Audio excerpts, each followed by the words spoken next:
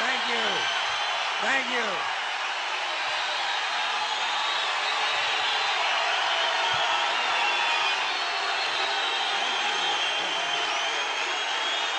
Thank you.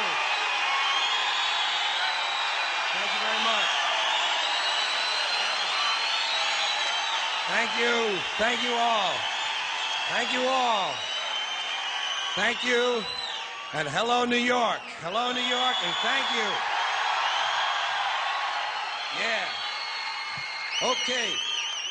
It's been a little while. It's been a little while since I've been here, and a couple of things have happened in that time. I'd like to talk a little bit about the war in the Persian Gulf. Big doings in the Persian Gulf. You know my favorite part of that war? It's the first war we ever had that was on every channel plus cable. And the war got good ratings, too, didn't it? Got good ratings. Well, we like war. We like war. We're a warlike people. We like war because we're good at it. And you know why we're good at it? Because we get a lot of practice. This country's only 200 years old, and already we've had 10 major wars. We average a major war every 20 years in this country, so we're good at it. And it's a good thing we are. We're not very good at anything else anymore. Huh? Can't build a decent car, can't make a TV set or a VCR worth the fuck. Got no steel industry left, can't educate our young people, can't get health care to our old people, but we can bomb the shit out of your country, all right? Huh? We can bomb the shit out of your country, all right? Especially if your country is full of brown people. Oh, we like that, don't we? That's our hobby. That's our new job in the world, bombing brown people. Iraq, Panama, Grenada, Libya, you got some brown people in your country, tell them to watch the fuck out, or we'll goddamn bomb them. Well, when's the last white people you can remember that we bombed? Can you remember the last white? Can you remember any white people we've ever bombed? The Germans, those are the only ones, and that's only because they were trying to cut in on our action. They wanted to dominate the world. Bullshit, that's our fucking job. That's our fucking job.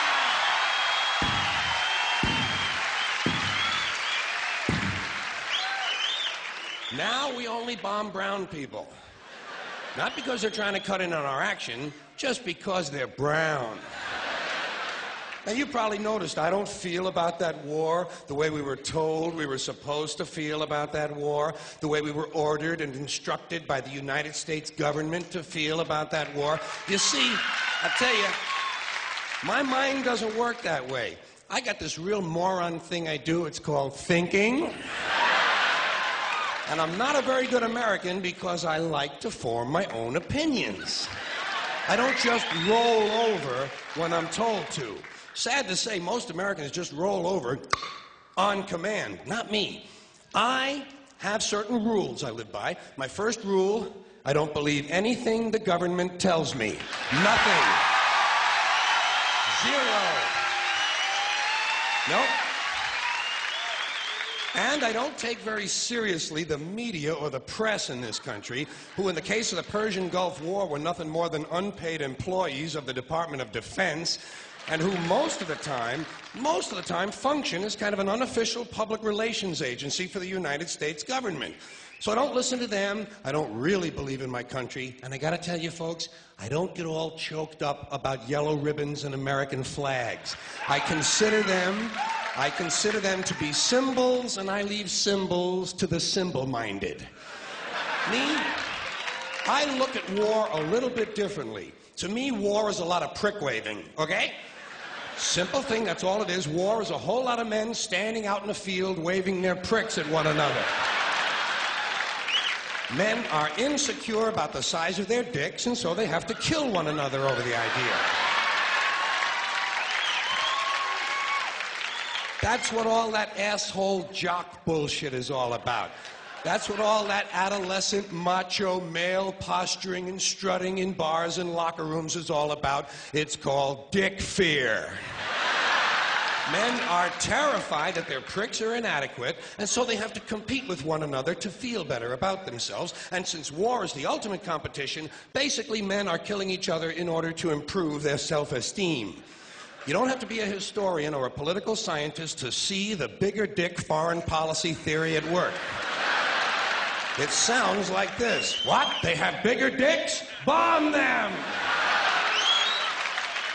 And of course, the bombs and the rockets and the bullets are all shaped like dicks. It's a subconscious need to project the penis into other people's affairs. It's called fucking with people.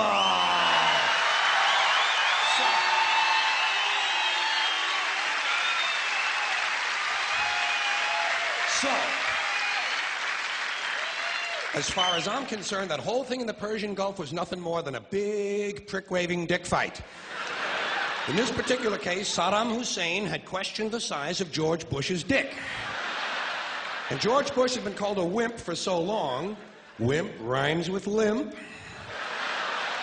George has been called a wimp for so long that he has to act out his manhood fantasies by sending other people's children to die.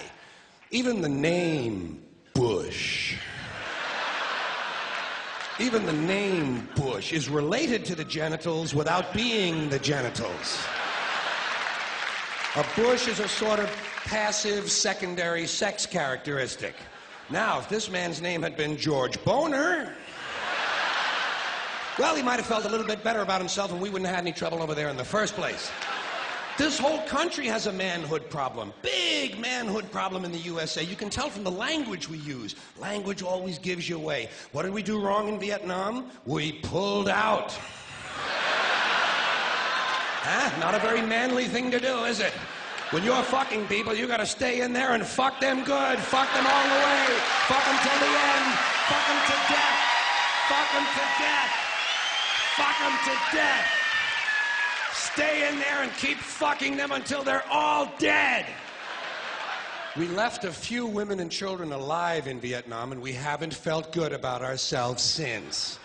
That's why in the Persian Gulf, George Bush had to say, "This will not be another Vietnam." He actually used these words. He said, "This time we're going all the way." Imagine an American president using the sexual slang of a 13-year-old to describe his foreign policy. If you want to know what happened in the Persian Gulf, just remember the names of the two men who were running that war. Dick Cheney and Colin Powell. Somebody got fucked in the ass. Thank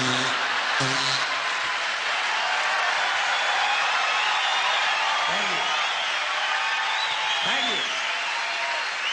Thank you very much. Well, tell you what.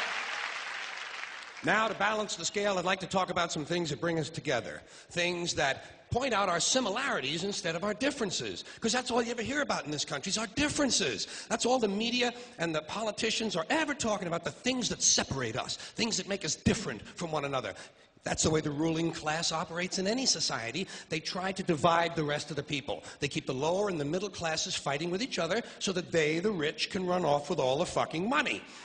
Fairly simple thing, happens to work. You know, anything different, that's what they're going to talk about. Race, religion, ethnic and national background, jobs, income, education, social status, sexuality, anything they can do, keep us fighting with each other so that they can keep going to the bank. You know how I describe the economic and social classes in this country?